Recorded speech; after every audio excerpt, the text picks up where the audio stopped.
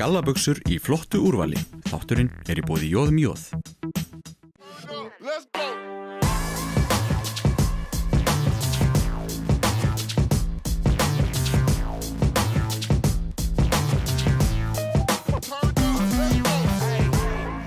Já, komið sæl og velkomin í taktíkina. Við erum hérna á Hótel Valaskjálf á Egilsstöðum og ætlum í þessum þætti að taka stöðuna á körfubolta á Austurlandi. Hingað til mín í setti er komið góðan gest, Viðar þjálfari Hattar, velkomin.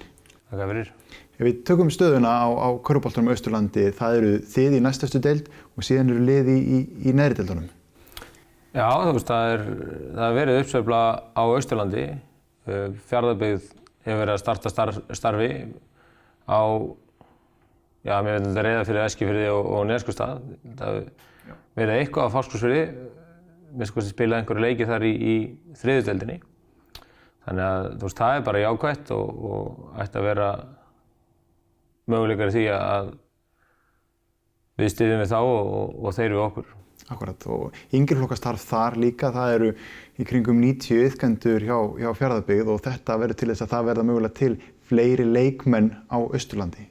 Já, klárlega og hjálpa bara okkar krökkum líka að geta fengið leiki. Við höfum verið að hittast og mætti svo sem gera meira því að spila Höttur og Fjarðabyggð vegna þess að fyrir það þá við gátum sótt á Hornafjörð, það er svona tiltölulega að svona nýkomin uppsveifla þar í þetta en annars var það bara Akureyri og svo Norður- og Sauðárkrók eða bara á Suðurlandi. Þannig að við höfum verið svolítið einangruð hérna fyrir austan en það er svona kannski aðeins að breytast. Já, þessi einangrun sem talar það er langt að fara og sérstaklega á Reykjavíkur, höfuðborgarsvæðið og Reykjanesi þar sem kannski sterkustu liðin að spila utan við náttúrulega Tindastól. Já, það er bara þannig og það er ekkert svo sem mál í allra elstu flokkunum og í meistaraflokki, þá er þetta skiptir engu máli en bara svona fyrir krakka að sækja mót og annað slíkt þá er það mikilvægt. Og þetta er ekkert eitthvað sem þú skutlast í bara á bíl, þú þarft líka við að fljúga í þessa leiki?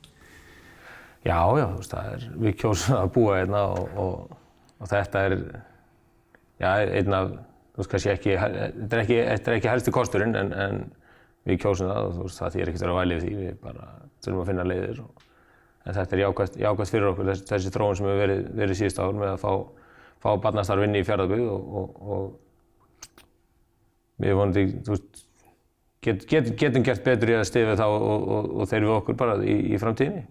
Það er líka uppsveifla hérna á Egilsstöðum. Nú er búið að taka skóflustungu af nýju fimleika og frjálsíþróttahúsi. Losar þetta fyrir tíma í öðrum íþróttahúsum fyrir ykkur til þess að æfa körfubolta? Já, klárlega.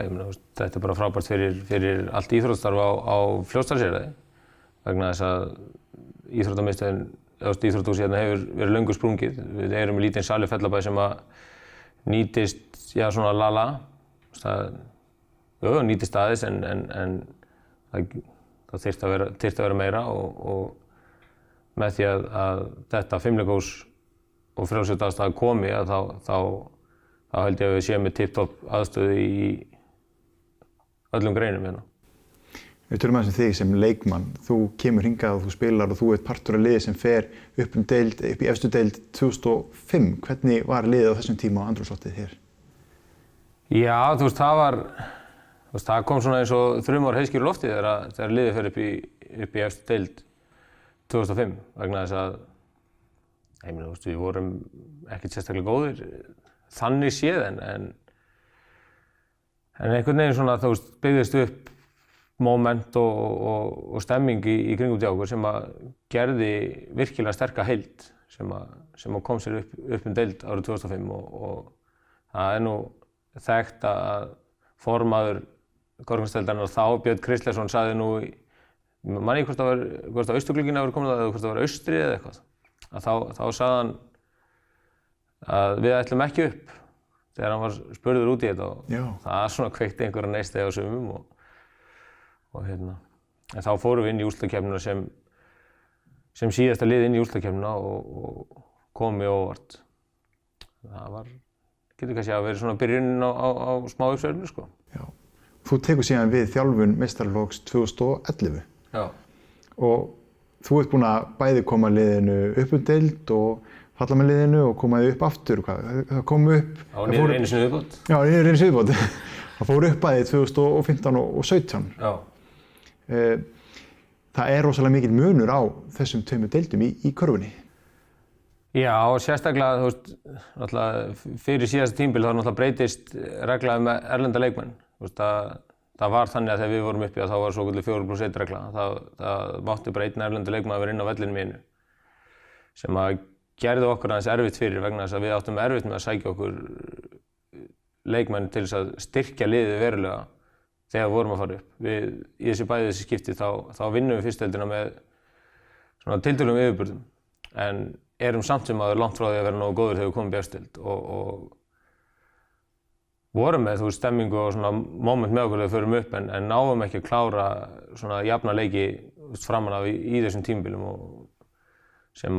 við vorum bara ekki nógu góðir, það er bara þannig en við erum bara í vegferð að reyna að nálgast þetta að vera í topp 10 liðum á landinu og það er bara langhlaup og sveiflur því eins og veðrinu bara. Það er gríðarlega erfitt að festa sig í sessi í þessari Dominos-deild og þetta er svolítið, maður séð að sömu liðin eru svolítið að flakka upp og niður. Já, það er klárlega þannig og frá því ég tek við 2011 að þá hafa bara 2 lið farið upp í efstu deild og búið til stöðuleika þar og það eru Haukar og Tindastóll af þessum liðum sem hafa verið í fyrstu deild og farið. Valur er að koma núna og það er svona samspil nokkur að þátt af. Haukarnir hafa haft góðan grunn af ungum erfnum leikmönnum sem komið þarna upp og voru í liðinu sem fóru upp. Tindastóll setur náttúrulega, er með fínan grunn og góða strákar sem eru að koma upp en setja hins vegar líka gríðarlegt fjármagn og auka hjá sér fjármagnið í þessu og fara bara strax að keppa til Íslandsmeistaratitils. Og svo náttúrulega Valur núna sem er bara rísandi stórveldi í íþróttum á Íslandi, hvort sem það er í körfu eða öðru og það er kannski sístir í körfunni en eru bara á dúndrandi uppleið og með mikið fjármagn og þetta er svona eitthvað bil sem við þurfum að ná að skapa hjá okkur, að það þarf að auka fjármagn til þess að geta styrkt liðið þegar við förum upp í efstu deild og eins ná að gera okkar kjarna og okkar kjarnaleikmenn betri og tilbúnir á því sviði með því að styrkja liðið og með því að bara gefa mönnum tækifæri og tíma til þess að þróa sig. Sérðu fyrir þér að Höttur geti gert þetta, farið þarna upp og festi í sessi? Já, annars væri ég ekki í þessu. Annars væri ég bara að gera eitthvað annað. En þetta snýst ekki bara um það að kaupa leikmenn. Ég hlusta nú viðtal við það sem að þú vilt fá leikmenn sem eru með alvöru hjarta og alvöru passion fyrir þessu. Þú getur ekki bara keypt hvað sem er, þú kaupir ekki árangur. Nei, ekki til lengri tíma. Ég meina, Íþróttafélag Höttur eða Körfunarsdeild Hattar er ekki það stórt batteri að ef við myndum fara að kaupa okkar árangur þá væri það líklega allir einsett tækja ára en svo myndi sprengjan koma í andlitið á okkur. Þannig að ég held að það er skammgóðu verð mér að fjárfesta svoleiðis En við erum bara í þessari vegferð og það kannski svona breytist aðeins hjá okkur svona filosófían eða pælingin á bak við þetta þegar það breytist útlendingareglan. Við höfum verið að ná okkur, reyna að sækja okkur stráka að sunnan eða hvaðan sem þau koma til þess að styrkja liðið en við förum bara inn í það núna að við höfum náð okkur í erlenda leikmenn og svo verið með heimastráka. Akkurat. Við ætlum að taka smá hlé hérna og kíkja yfir í auglýsingar. Komdu og sjáðu vorlínuna frá Bertoni. Þátturinn er í boði Djós.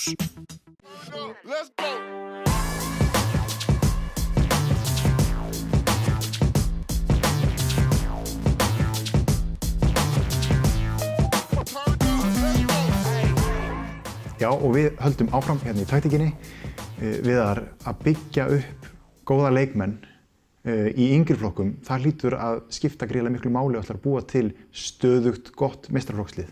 Já, alveg klárlega. Við þurfum að, það hefur svo sem verið svona fjölgun í yngri flokkunum hjá okkur og það er bara eitthvað sem við þurfum að halda áfram að halda vel utanum og bæta í. En hins vegar, erum við ekki að reka, hreint afreksstarf í yngreflokkum. Við viljum gefa öllum börnum á Fljótsdalshéraði og sem vilja koma að æfa körfu með Hetti möguleika bara á því að þróa sig og verða góðar manneskjur, sko.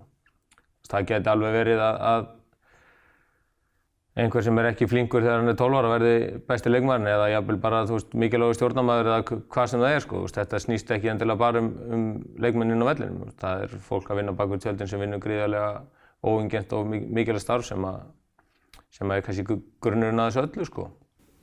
Akkurat. Og ert þú að þjálfa líka niður í yngreflokkana? Já, ég að þjálfa aðeins yngreflokka núna. Það svona oft misjafnt eitthvað á milli ára en ég með 2 yngreflokka núna. Ég að þjálfa 7. flokk og svo ég að þjálfa í minnibolta. Og ertu þá að nýta það til þess að koma inn og þjálfa upp eitthvað ákveðið hugafar eða einhver ákveðna færni sem myndi skila sér upp í meistaraflokk? Ertu að þjálfa upp leikmenn sem þú vilt sjá þar? Já, ég er bara að reyna að hjálpa krökkum að þróa sig sem bara góða manneskjur, sko. Við kennum körfubolta og reynum að kenna tækniatriði og kveikja áhuga vegna þess að það er engin 10 ára krakki sem endist í þessu lengi ef hann að gera þetta fyrir mig. Eða einhvern annan eða mömmu sína eða hvert sem það sko. Heldur þarf að kveikja áhuga og krakkar þurfa að hafa áhuga og gaman að því sem þeir að gera. Þetta þarf að vera hvetjandi umhverfi og svo þetta náttúrulega, sko, hvort sem maður myndi hætti í körfu þegar þeir eru 18 ára eða 38 eða hvað það sko. Þá þurfa þetta að vera góða manneskjur í okkar samfélagi. Það er mikilvægast af öllu. En eins og hérna, það eru margar greinar líka aðrar sem eru að keppast kannski ekki athygli barnanna en að keppast þennan iðkenda fjölda. Það er fótbolti og fimleikar og margar undirgreinar undir Hetti. Já. Hvernig gengur að fá krakkan í körfubolta? Eru þau kannski að velja að vera í tvennu? Já, fyrir mér, þá er það svona næsta skref, íþróttafélagsins þegar við erum komin með topp aðstöðu öllu er að setja svona stefnu félagsins í því að búa til grunnkrakkana í sem flestum greinum. Ég held að það sportni við brottfalli úr íþróttastarfi og svona bara skipulegu starfi að þú hafir breiðan grunn þegar þú kemur úr unglingsárunum þar sem þú veikur fyrir eða þú svona veikari fyrir fyrir brottfalli, sko. En ég held að það sé svona það sem að íþróttafélagið í heild sinni þurfa að huga, sko. Vegna þess að þeir sem ætla að verða bestir eða atvinnumenn eða allt það þarf að vera umhverfi fyrir þá en það þarf líka að vera umhverfi fyrir alla í svona samfélagi eins og við búum í hérna á Fljótsdalshéraði. Akkurat. Hvernig sérðu fyrir þig næstu skref og næstu ár í yngreflokkastarfinu? Hvert stefnir það? Já, ég meina við reynum bara að halda áfram að vera með öflugt starf og kenna krökkum körfubolta og kveikja áhuga og fjölga iðkendum. Það gerist oft hjá okkur, það hefur verið að fjölga í vetur, bara eins og síðustu ár.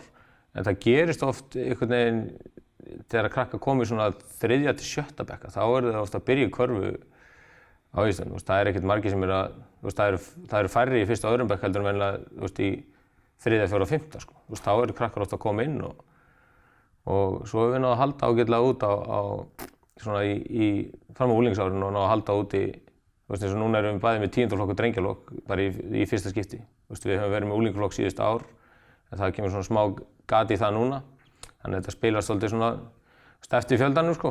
Og ég bara hvet krakka til þess að vera í fleiri en einni grein, bara jafnvel, fleiri en 2 til þess að hafa breiðan grunn og svo er þetta að velja þegar maður koma á unglingsárinu eða hvert með stefna eða vera í öllu. Það er ekki allir sem ætla að vera atvinnumenn eða hvað það er í þessu.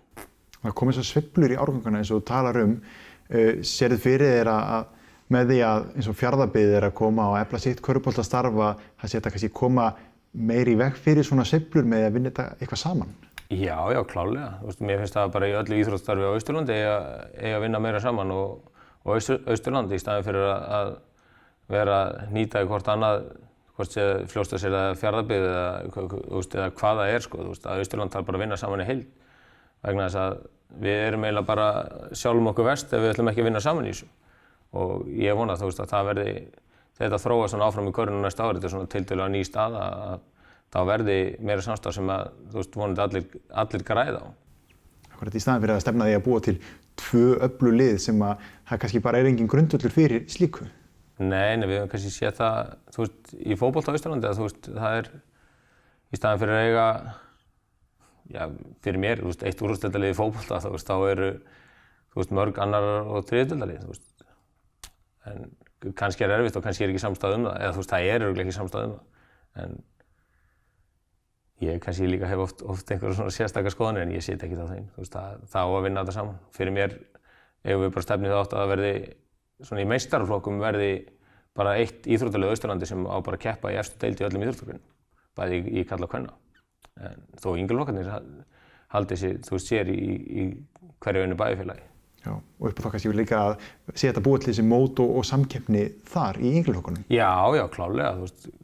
Að krakkar fari á milli, hérna ekki langa vegalengdir og geti spilað. Við búum svo sem vel að í fótbolta en já, ég meina hvað var það 5 leika og frjálsar og körfu og blakið á Neskaupstað, þá þarf alltaf að fara lengra til þess að spila einhverja svona yngri flokka leiki. En ég held að vonandi ekkert langt í að við getum farið að hugsa sem einn heild og farið bara, já, við eigum bara að reyna að keppa í fremstu röð og það erfitt í öllum greinum í litlum bæjarfélögum, en ég held að Austurland sem heild geti farið að gera miklu sterkari hluti. En ef við myndum sjá það, við myndum sjá lið sem að væri að keppa bara í toppbaráttu í efstu deild, það smitast líka niður alla yngri flokka. Já, klárlega og bara, það bara sannað að samfélög þrífast með svona og þetta skiptir fólki máli.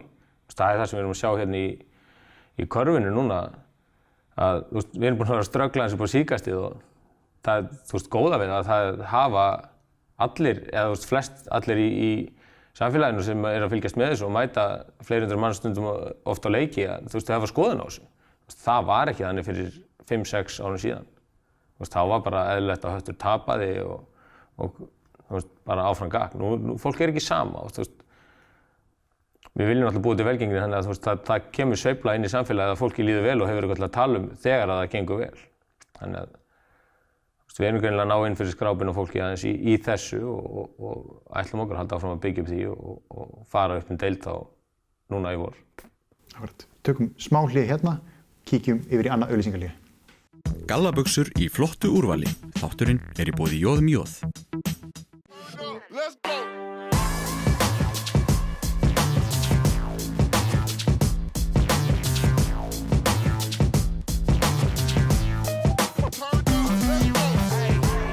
Og við siglum inn í síðasta hlutan á þessum þætti. Við enduðum síðast og vorum á leiðinni inn í auglýsingar og tölum við það að stefnan á að fara upp að sjálfsögðu. Já, klárlega. Við fórum í það fyrir, hvað ég segja þér, það einhverjum, 8 ára síðan, 2011, að fórum við í 3 ára plan að ætla okkur að koma okkur upp í úrvalsdeild. Og sem gekk ekki upp fyrir 5 ára seinna. En síðan höfum við verið að fara upp og niður og eins og þú sagðir áðan þá það erfitt fyrir lið að fara upp og stabilisera sig þar. Við fórum niður í fyrra og byrjum svo sem tímabilið núna alveg þokkalega vel og þetta hefur litið vel út og við erum að keppa sæti. Þór Akureyri er búið að vinna fyrstdeildina og við erum að fara í úrslitakeppni með 3 öðrum góðum liðum sem verður hörkubarátta og kannski svona okkar mesta challenge síðust ára að koma okkur upp á deildinni. Því að það var 2005 sem að liðið fór upp í úrvalsdeildi í gegnum úrslitakeppni en 2015 og 17 þá fyrir liðið beint upp og undir minni stjórn hefur Höttur aldrei farið upp í úrvalsdeildi í gegnum úrslitakeppni. Þannig að það er challenge fyrir framan okkur sem er mjög skemmtilegt. Heldur að liðið sé betur í stakk búið fyrir það eða fær upp núna heldur en hin 2 skiptin? Já, klárlega. Það er bara komið meiri þekking innan vallar sem utan. Ég tel mig hafa og er þakkláttur fyrir þá reynslu sem ég fengi hérna frá uppeldisklúbnum mínum að þjálfa liðið og tel mig hafa lært helling að því að fara upp í þessi skipti og vera uppi og falla. Það verður engin bara geggjaður á núleitni. En já, ég held að við séum betur í stakk búin til þess að fara upp og starfið er alltaf að vera þéttara og þéttara. En við þurfum að koma okkur upp. Það hefur verið mótvindur og helvíti byljátt í andlitið á okkur upp á síðkastið og Það er spurning hvort við séum nógu sterk til að vinna okkur í gegnum það akkurat núna. En það er kannski engin heimsendir þó að það takist ekki núna, eða? Nei, það skulum við vona ekki. Spilaði þá minnst kosti viðtalið áður en þetta er búið. Nei, það verður engin heimsendir, sko. Þú veist, þá höldum við bara áfram að vinna og ég meina bara, þú veist, hvert við ætlum að fara. Þú veist, það þarf bara að taka stefnu og vinna eftir henni. Þú veist, nú er alveg glerhart á það. Við ætlum okkur upp í úrvalsdeild og við erum að teljum okkur að gera, þú veist, gott í þess og erum í góðum séns. Og ég meina, ef það heppnast ekki, þú veist, þá bara tökum við stöðuna og hvort við byrjum bara nýtt eða höldum áfram bara í sömu stefnu, þú veist, það er aldrei þannig að, þú veist, þetta bara flýtur einhvern veginn í gegnum lífið á þess að þú þurfir að hafa fyrir því að lenda í mótlæti. Við höfum verið þú veist, það hefur verið eðlilegt síðustu 2 skipti að Höttur fallir úr úrvalsdeild. Þú veist, við vorum ekki nógu góðir, okkur var reyndar af einhverjum snarrugluðum í Dóminós körfuboltakvöldi ekki spáð niður síðast en við hefum bara ekki búin að vera nógu góðir, sko. Og þú veist, það hefur ekki verið þannig séð eitthvað duglegt mótlæti að falla ef við hugsaum það þannig. Þú veist, auðvitað, þú veist, við sem eru í kringu liðið, þú veist, þetta er mikil vonbrigði og annað slíkt að ná ekki að halda okkur uppi til þess að byggja upp svona stöðuleika en við þurfum að vera tilbúin að mæta mótlæti líka því að það er ekki bara hægt að dansa þegar meðbyrjar. Akkurat. En svo sér maður líka í þessum íþróttum, það er svo auðveld lausn einhvern veginn, við bara rekum þjálfara núna. Þú veist, liðið fyrir niður, rekum þjálfaran, gerum eitthvað nýtt. En þú hefur fengið mjög mikið traust og þetta segir manni að stjórnin er þétt á bakviði. Já, þú veist, það er þú veist, ef ég þarf að fara eða þú veist, það þarf að reka mig, þú veist, þá er það minnsta mál, þú veist, mín vegna. Ég heldur reyndar að þú veist, kannski hljómar eins og ég sé einhver egóist en ég held að Körfubolti Hattar akkurat núna sé ekkert eitthvað betur stödd að, þú veist, reka mig, sko, en þú veist, það kemur alltaf samt á einhverjum tímapunkti, þú veist, nú hef ég þjálfað liðið síðan 2011, þú veist, í íslensku íþróttalífi eru þjálfarar ekkert oft langlífir hjá félögum, þannig að við þurfum líka að passa okkur því að það sé ekki bara einhver sjálfsagður hlutur að ég sé hérna og gera eitthvað sama hvaða djöfulsins vitleysa það er að ég sé eitthvað bara alltaf í stjórnvölinn, þú veist, kannski þarf einhvern veginn bara aðeins að stokka upp í þessu og ögrisa eitthvað og burti með þennan og fá einhvern annan eða aðra eða þú veist, hvernig sem það er, sko. Ég held að við þurfum að passa okkur, þú veist, við erum að stækka og búin að vera að bæta okkur, við þurfum að passa okkur að staðin ekki einhver staðar og festast í að einhver einn eða tveir eða innan sem utan vallar séu eitthvað, teljum eitthvað ómissandi, þú veist, við þurfum að horfa til lengri tíma. Engin heilagur í þessu? Nei, þú veist. Og þó að ég hef ekki lent í því en þá er, þú veist, starf að vera þjálfari í íþróttaliði, þú veist. Ég held þú finnur ekki starf sem með minna starfsöryggi heldur en það. Sérstaklega, þú veist, ef þú horfir á þetta út í heimi, þú veist, það er náttúrulega kannski sem allir stefna á að gera betur og taka við einhverju stærra eða gera það sem þeir eru í stærra. Ég hef nú sagt að ég ætla ekki að hætta fyrir mér eru ýtt út fyrir að minnsta kosti að Höttur við komum okkur í úrslitakeppni í efstu deild og það er eitthvað markmið en maður stefnir, þú veist, ég hef alltaf, þú veist, stemt átt og ég er eins og ekki hræddur við að gera mistök eða lendi í einhverju smá mótlæti, sko, þú veist, maður þarf að finna leiðir í því og það sem mér hefur fundist, ég hef nú sagt fyrir fólki kringum mig núna, þú veist, mér þykir þetta skemmtilegt núna, þú veist, það er ekki bara fljótandi meðbyr beint upp í úrvalsdeild eins og hefur verið síðustu 2 ári sem hefur verið í fyrstdeild. Auðvitað, þú veist, er það skemmtilegt og maður vill vinna deildina en fyrir mig, þú veist, þá er líka challenge fyrir mig að búa til lið og finna lausnir við því mótlæti sem við vinnum aðeins í núna og ég hef alltaf verið talinn stór skrítinn þannig að ég hef gaman að þessu. Það sem einmitt jákvæði í þessu er að fá þetta tækifæri. Þetta er eitthvað sem að þjálfarar fá ekkert oft tækifæri til þess að koma sínu að því það tekur tíma að koma sínum hugmyndum og sinni stefnu í gang. Þetta er ekki eitthvað sem þú græjar á 1-2 árum. Nei, og þú veist, það er kannski mismunandi milli félaga. Þú veist, það er ekki eins að taka við meistaraflokki hjá Hetti og hjá KR. Það er bara þannig að fólk hérna, það veit að við erum ekki að fara að vinna Íslandsmeistaratitil hverju ári eða fara bara að vera bara í toppbaráttu í efstu. En ég meina, ef ég færi að þjálfa KR og myndi falla með á tvisvar og ekki rekinn, þá eitthvað að. Þá ég að borga mönnum fyrir þetta, fyrir að fá að vera í starfinu. Það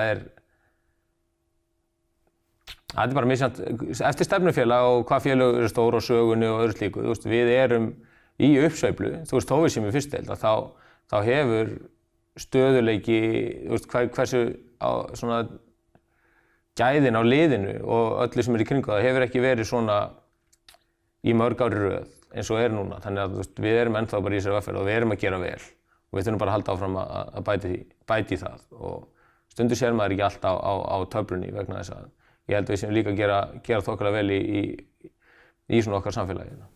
Akkurat.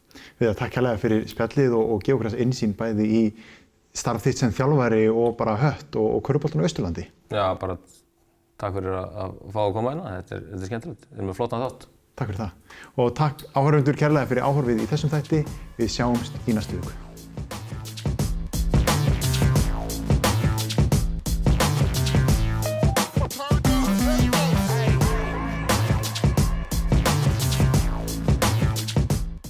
Komdu og sjáðu vorlínuna frá Bertoni. Þátturinn í boði Djós.